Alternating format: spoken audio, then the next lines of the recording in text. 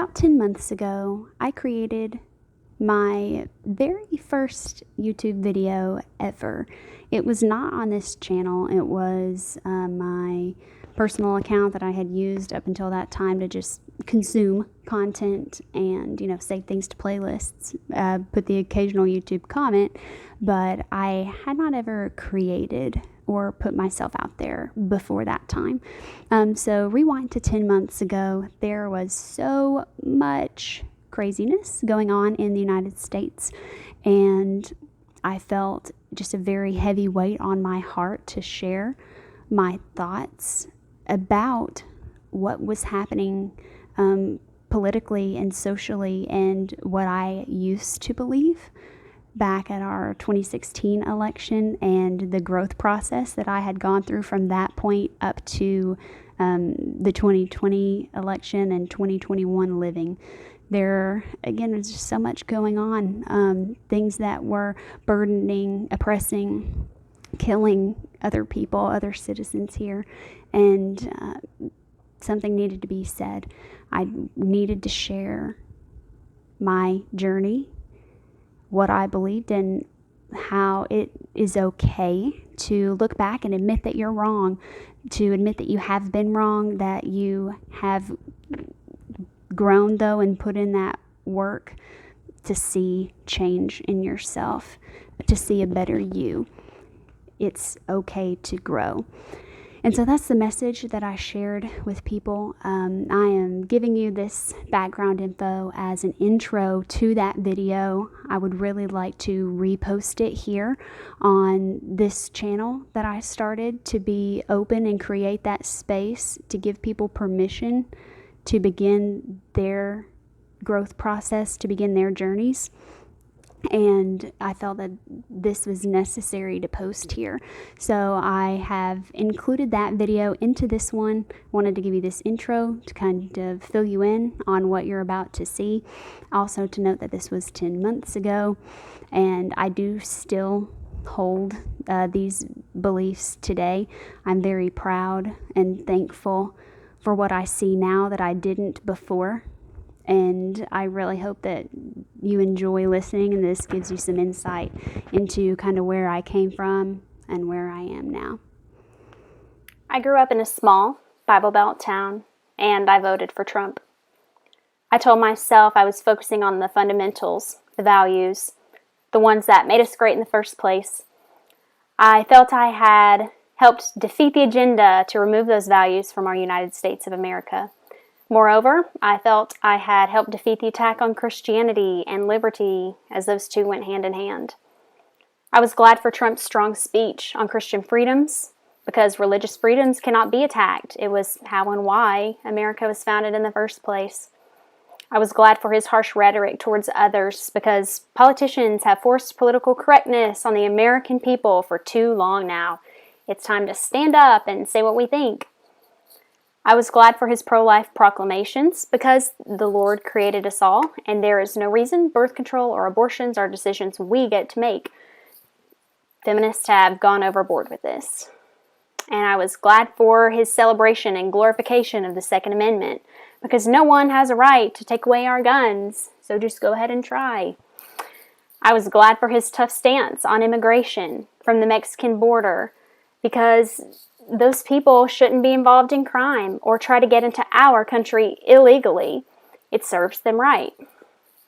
I was glad for his desires that seemed to represent the area that I was from.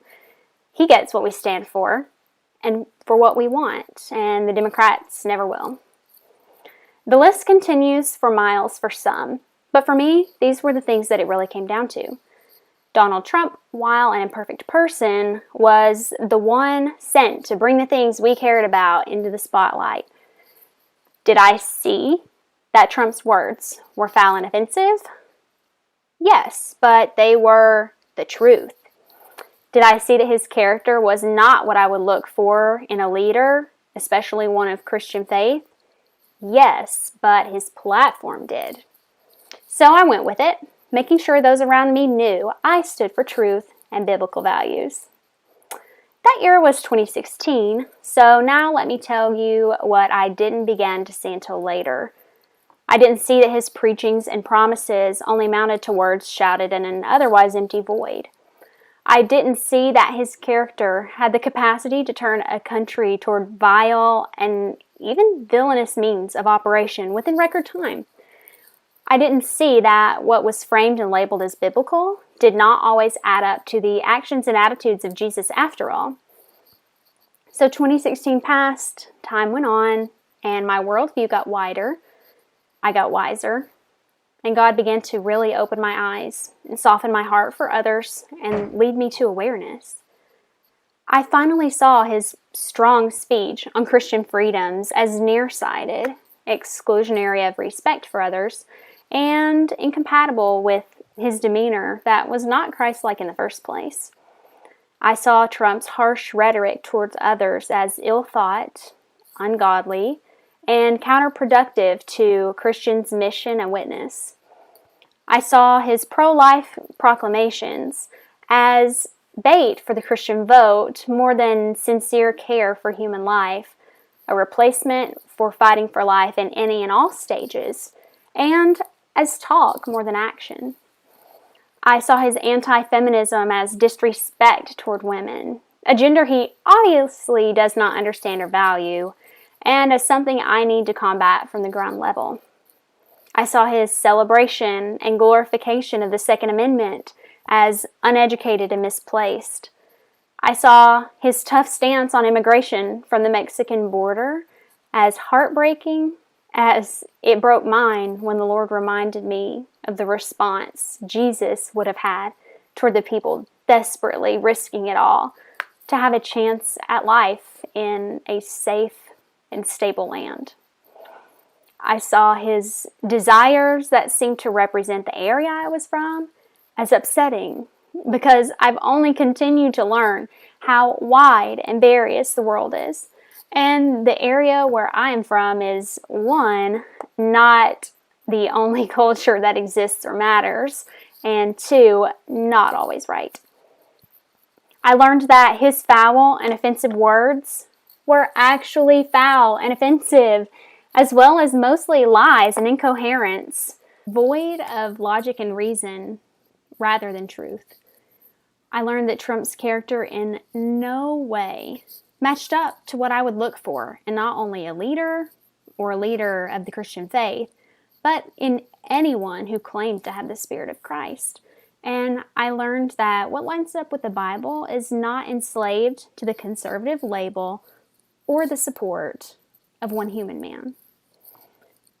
It's now 2021, and I feel a deep and urgent need to tell you how I realized that some of my previous mindset was not too dissimilar to that of people I knew and knew of, some in the church and some not. I realized how little people tend to know if they do not thoroughly explore things for themselves, and how little people tend to know if they live life only inside of their bubbles they were placed in. I realized the American church has to do a much better job aligning their words and their actions to the true principles of Jesus in all aspects, all areas, all arenas.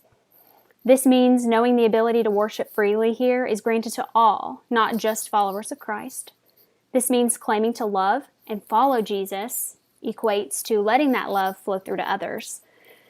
This means pro-life must be about the whole life. This means women are to be treated and respected as equals, yet valued as originals. This means people of other countries and cultures are to be welcomed as peers here. This means acknowledging that guns are not worth the same reverence as the commandments of Christ. This means being humble enough to step out from behind your own lens to look through someone else's for a moment. This journey of recognizing the course of Trump and the many conservatives that support, follow, and defend him is not the one I had previously labeled as anything but following God's lead. However, I have come to realize that it was also a journey of abandonment of Christian nationalism and the desire for the upper hand. I'm humbled and beyond grateful for the realizations the Lord has led me to and through and the discernment I used as I began to truly analyze the world around me.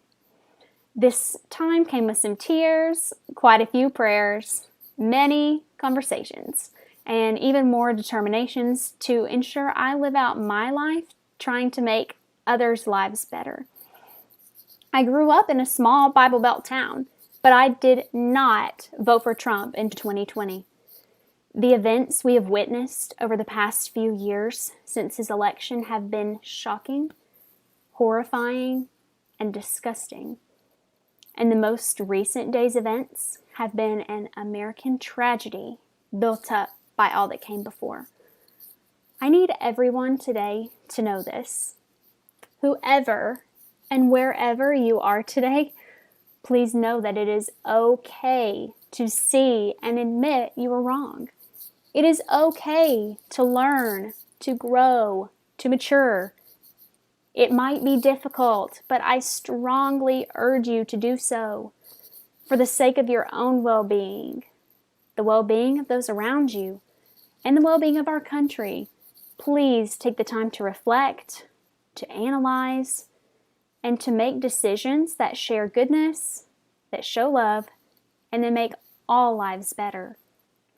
And know that any person, any ideology, and any value that does not uphold decency, compassion, and integrity does not deserve the support of the American people. And that's that. Let me know down in the comments below if you've been through something similar, if you are either in the camp of where I was several years back, or if you're still kind of in the middle, maybe in that journey yourself, or if you are or have been kind of where I was there at the end of that video, where I am now. I would love to hear your thoughts and how you may relate to this journey, to this situation. Feel free to please share this with others who this might help, or they're going through something similar, or maybe they need their eyes open to some things like I had my eyes open to some things. But just comment down below, and I appreciate you guys being here.